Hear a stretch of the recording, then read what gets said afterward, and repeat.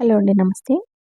50 years plus ఉన్న అమ్మ వాళ్ళ సైజ్ బ్లౌజ్ ఎలా కట్ చేయాలో ఈ వీడియోలో చూద్దాము. పెద్దవాళ్ళ బ్లౌజ్లకి నెక్ చాలా చిన్నదిగా ఉంటుంది. ఇలా నెక్ చిన్నదిగా ఉన్న బ్లౌజ్లకి చెస్ట్ అనేది మనం గల్లా కింది భాగం నుంచి కొలుచుకుంటాము. అప్పుడే మనకు చెస్ట్ అనేది పర్ఫెక్ట్గా వస్తుంది.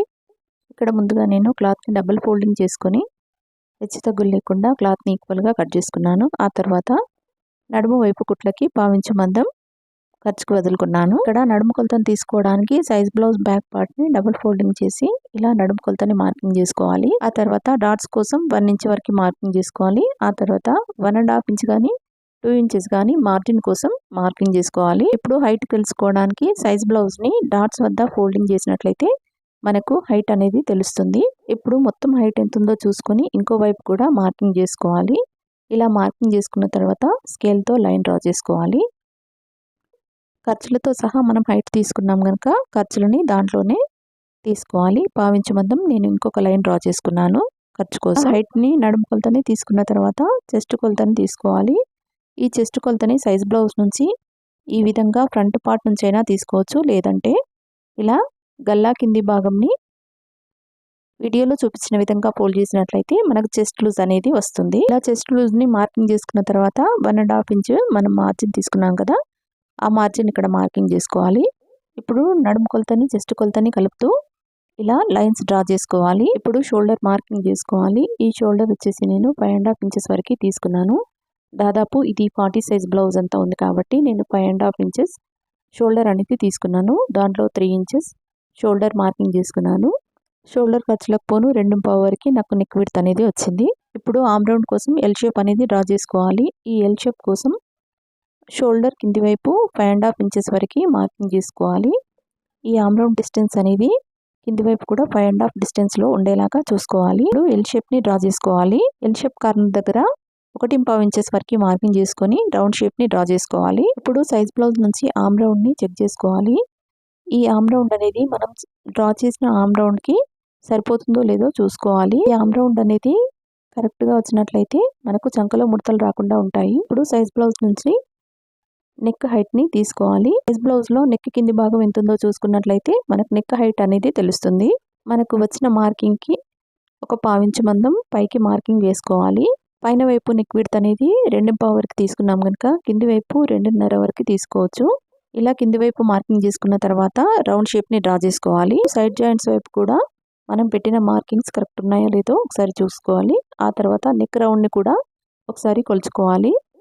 నెక్ రౌండ్ అనేది తక్కువగా వచ్చినట్లయితే పావించు మందం నెక్ విడ్త్ అనేది ఎక్స్టెండ్ చేసుకోవాలి కింది వైపు బాగాన. ఇలా ప్రతి కొలతని కొలుచుకుంటూ కేర్గా బ్యాక్ పార్ట్ని కట్ చేసినట్లయితే మనకు బ్లౌజ్ అనేది బాగా కుదురుతుంది. ఎందుకంటే బ్లౌజ్ బ్యాక్ పార్ట్ని బేస్ చేసుకుని మనం ఫ్రంట్ పార్ట్ కానీ హ్యాండ్స్ కానీ కట్ చేస్తాం కనుక బ్యాక్ పార్ట్ అనేది కొలతలతో పర్ఫెక్ట్గా మార్కింగ్ చేసుకోవాలి. డాట్స్ మార్కింగ్ వేసుకోవాలి. ఈ డాట్స్ మార్కింగ్ కోసం ఇలా వీడియోలో చూపించిన విధంగా ఫోల్డ్ చేసినట్లయితే మనకు డాట్ మార్కింగ్ అనేది వస్తుంది. ఈ డాట్స్ కోసం మనం 1 ఇంచ్ వరకు తీసుకోవాలి.